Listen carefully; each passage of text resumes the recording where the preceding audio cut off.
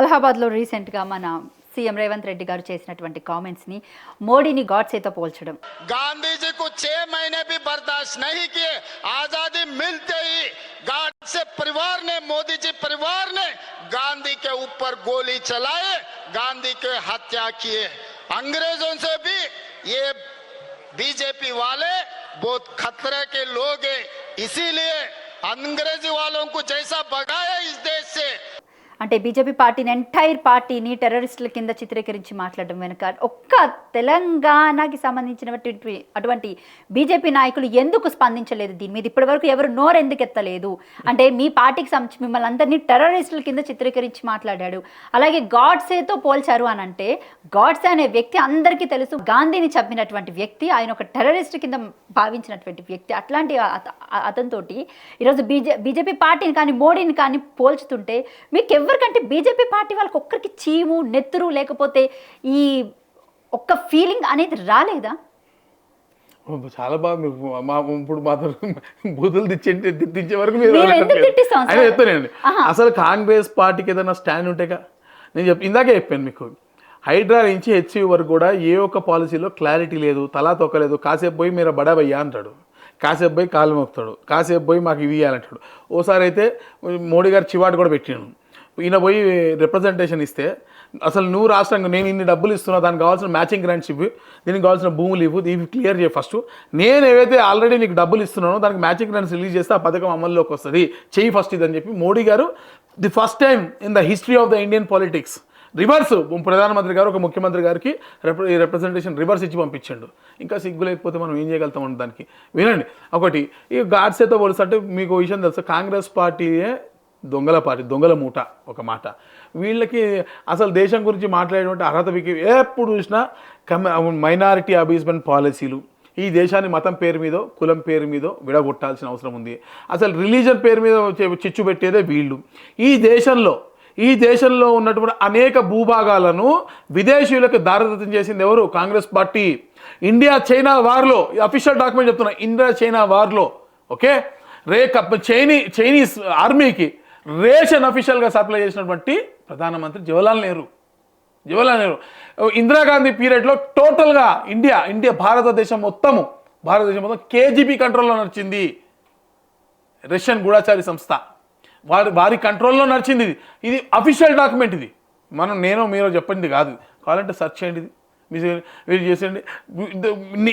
మీరు ఎవరైనా ఒక పెద్ద రా ఆఫీసర్నో లేకపోతే ఒక సీక్రెట్ సర్వీసెస్ ఆఫీసర్నో లేకపోతే ఇంటెలిజెన్స్ ఆఫీసర్నో పిలవండి, వాళ్ళ గాంధీ ఫ్యామిలీ క్లోజెస్ట్ సర్కిల్లో కేజీపీ సంబంధించినటువంటి వాళ్ళతో కలిసి పనిచేసినట్టుగా వాళ్ళు డైరెక్ట్ అనేక మీడియా ఛానల్స్లో చెప్పిన సందర్భాలు ఇన్ని మీకు కోట్ చేయమంటే చేస్తా. చేతనైతే దీని మీద కేసు పెట్టమని కాంగ్రెస్ పార్టీ నా మీద నేను ప్రూవ్ చేస్తా. ఈరోజు అఫీషియల్ చెప్తున్నా కదా, కాంగ్రెస్ పార్టీకి దేశద్రోహులకి సంబంధం ఉందని చెప్తున్నా.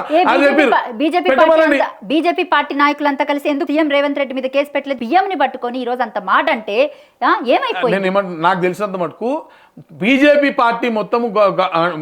పార్టీ మొత్తాన్ని తిట్టాను. సో వ్యక్తిగతంగా మోడీ గారిని పెట్టుంటే ఖచ్చితంగా మీరు చెప్పారు కాబట్టి పోయి పెడతారు. ఇప్పుడు మీరు రేవంత్ రెడ్డి గారు నేను రేపొద్దున కేసు పెడుతున్నా, దీనికి కారణము మేడము నేను కాదు, వీరే సాక్ష్యం విట్నెస్, వీరు చెప్తున్నారు కాబట్టి మీరు చెప్పినట్టు నేను వెంబడి కేసు పెడుతున్నా తీసుకెళ్ళి. ఖచ్చితంగా పెడతాను, ఇవ్వండి. అంటే జనరల్ గా తెలంగాణ ప్రజానీకం పట్టించుకోవడం మానేసిరండి, ముఖ్యమంత్రి ఏం మాట్లాడుతున్నాడు అనే దాన్ని. సరే మీరు బాగా ఫీల్ అవుతున్నారు కాబట్టి మీకోసం పెట్టి, ముఖ్యమంత్రి గారు ఏం మాట్లాడుతుండో పట్టించుకోవడం మానేసి తెలంగాణ అంటే లైట్ తీసుకున్నారు. కరెక్టే ఏది పడితే అది. ఇప్పుడు సరే మేము కూడా అన్ని వదిలేసాం, కానీ ఏది పడితే అది మాట్లాడుతుంటే మాకు కూడా చీము నెత్రి ప్రజలకు కూడా తెలియాలి. ఒకసారి ప్లే చేయండి, అది ప్లే చేయండి, ప్లే చేయాలి, మీరు తెలవాలి ప్రజలకి.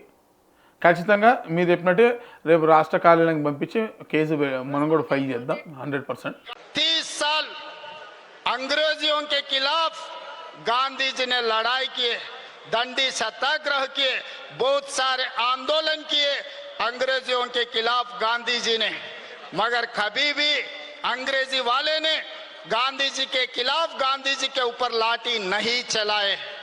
मगर आजादी मिलने के बाद गाडसे के परिवार गांधी जी को 6 महीने भी बर्दाश्त नहीं किए, आजादी मिलते ही गाडसे परिवार ने, मोदी जी परिवार ने गांधी के ऊपर गोली चलाए, गांधी के हत्या किए. अंग्रेजों से भी ये बीजेपी वाले बहुत खतरे के लोग हैं, इसीलिए अंग्रेजी वालों को जैसा भगाया इस देश से। ఇది మీరు విన్నారు కదా, మోడీ గాడ్సే పరివార్, మోడీ పరివారము ఆ గాంధీజీ పైన గోలించారు అంటే కాల్చారు అని చెప్పి మాట్లాడుతుంది. ఇది ముఖ్యమంత్రి స్టాండర్డ్, ఇది రాష్ట్ర ముఖ్యమంత్రి స్టాండర్డ్ అండి. ఇట్లా మాట్లాడుతున్నారు, ఏం చెప్తాం? నేను అదే అంటున్నా, బూతులు మాట్లాడినంత ఈజీ కాదు ఒక ప్రధానమంత్రిని పట్టుకొని ఈ రోజు ఇన్ని మాట్లాడుతున్నారంటే. అంటే ఎవరికి ఇక్కడ లేదా నాకు అర్థం కావట్లేదా? మిగతా వాళ్ళ సంగతి నాకు తెలియదు, నేనైతే రేపు పొద్దున పోయి కేసు ఫైల్ చేస్తాను. ఓకే, మీరు ఇప్పుడు చూపించారు కదా, యాక్చువల్లీ మేము నేను ఉన్న వాస్తవం చూపించి మాట్లాడుతున్నా ఈ రోజు. అదే అంటున్నా. సరే మీరంటే ఈ రోజు వినిపించిన తర్వాత అంటే నేను యాక్చువల్లీ పట్టించుకోవడం మానేసిన, ఆయన స్పీచ్లు పెద్ద ఫాలో కావట్లేదు, లైట్ తీసుకున్నా. ఒక్క నిమిషం, అది ఇక్కడ మాట్లాడింది కాదు, పట్టించుకోకపోవడానికి ఇక్కడ మాట్లాడింది కాదు, పోయి అలహాబాద్ లో మాట్లాడినటువంటి మేడం ఒక మాట చెప్తాను నేనండి, కాంగ్రెస్ పార్టీ డిఎన్ఏ అంతా ఈయన ఇక్కడ మాట్లాడింది కదా. రాహుల్ గాంధీ ఏం చేస్తాడండి మీరు చెప్పండి, విదేశీ గడ్డ పైన కూర్చొని ఒక్క నిమిషం అండి, పెద్ద ఛానల్స్ లో పెద్ద ఛానల్స్ లో నార్త్ ఇండియాలో ఇంత పెద్ద ఎత్తున ప్రచారం జరిగితే ఎందుకు బీజేపీ నాయకుడు ఒక్క నాయకుడు కళ్ళకి కనిపించలేదా? ఒక్కరికి చెవులు వినిపించట్లేదా? ప్రధానమంత్రిని అండి, అక్కడ మీ పార్టీ నాయకుడండి. నిజంగా మేడం, మీరు నిజంగా మీరు బీజేపీలో చేరితే బాగుంటుందని నేను నిజంగా రిక్వెస్ట్ చేస్తాను. మీరు నిజంగా మంచి విషయాన్ని బయట తీసుకొచ్చారు, ఖచ్చితంగా మీరు చెప్పిన విధంగానే రేపు పొద్దున్న తీసుకెళ్ళి దీన్ని ఫైల్ చేస్తాం. నిజంగా కూడా ఆక్షేపణీయమైనటువంటి కామెంట్స్ అవి, చాలా తప్పుడు కామెంట్స్. మేము రేవంత్ రెడ్డి గారిని పెద్దగా ఫాలో కావడం మానేసినాం మేము, యాక్చువల్లీ ఏది పడితే అది మాట్లాడుతున్నాను చెప్పి. ఇది మీ ద్వారా మళ్ళీ నేను విన్నా కాబట్టి ఖచ్చితంగా దీన్ని మీకు ఇస్తాను. అయితే కాంగ్రెస్ పార్టీ డిఎన్ఏ అంతా మీరు చూడండి, వాళ్ళ నాయకుడు రాహుల్ గాంధీ విదేశీ గడ్డలు, మీకు ఏ దేశాలైతే భారతదేశాన్ని ఎప్పుడు తొక్కేయాలని ఆలోచిస్తాయో, భారతదేశాన్ని ఏదో ఒక వంక చూపించి ఈ ప్రపంచంలో చివరి స్థానంలో తోసేయాలని ఆలోచన చేస్తారో, ఆ దేశంలో పోయి ఆ గడ్డపైన నించొని ఏం మాట్లాడుతూ భారతదేశంలో ప్రజాస్వామ్యం అంతరించిపోయింది, భారతదేశంలో మత స్వేచ్ఛ లేదు, నోటికి వచ్చినట్టు మాట్లాడుతుంటారు వాళ్ళు. వాళ్ళ నాయకుడే మాట్లాడతాడు. వాళ్ళ కాంగ్రెస్ పార్టీ నాయకుల వాళ్ళ చరిత్ర ఒక్కొక్కటి తీస్తే మనకి ఈ డిబేట్ టైం కూడా సరిపోదు. కాంగ్రెస్ పార్టీ డిఎన్ఏ అంత దేశద్రోహ పార్టీ అది. ఇంతకీ మీ పార్టీ ఏం చేస్తుంది మరి, ఎందుకు మాట్లాడట్లేదు? వేరే సంగతి తెలియదు, మీరు చెప్పారు కాబట్టి నేను పెడతాను. నేను రేపు పోయి కేసు పెడతాను. రేపటిదాకా ఎందుకు ఇప్పుడు వెళ్ళి చేయలేరా? ఇప్పుడే పోయి పెడతాను, మీరు ఆగేటట్లేరు కదా, మీరు పంపిస్తే ఏమంటే పోయి చేస్తారు. రైట్ అయితే ఈ రోజు రాత్రిపూట కాంగ్రెస్ పాలనలో పోలీస్ స్టేషన్ పోవడం కష్టం, ఎందుకంటే రాత్రిపూట పోతే ఏదో ఒక కేసు మళ్ళీ ఇంటికి పంపారు, అదే మిమ్మల్ని అక్కడ ఉంచేస్తారు. వాళ్ళ మీద పోవడానికి పెట్టినా కూడా అక్కడే ఉంచేస్తారు. పొద్దున కూడా కొంచెం సేఫ్, అది కూడా గ్యారంటీ లేదు కానీ కొంచెం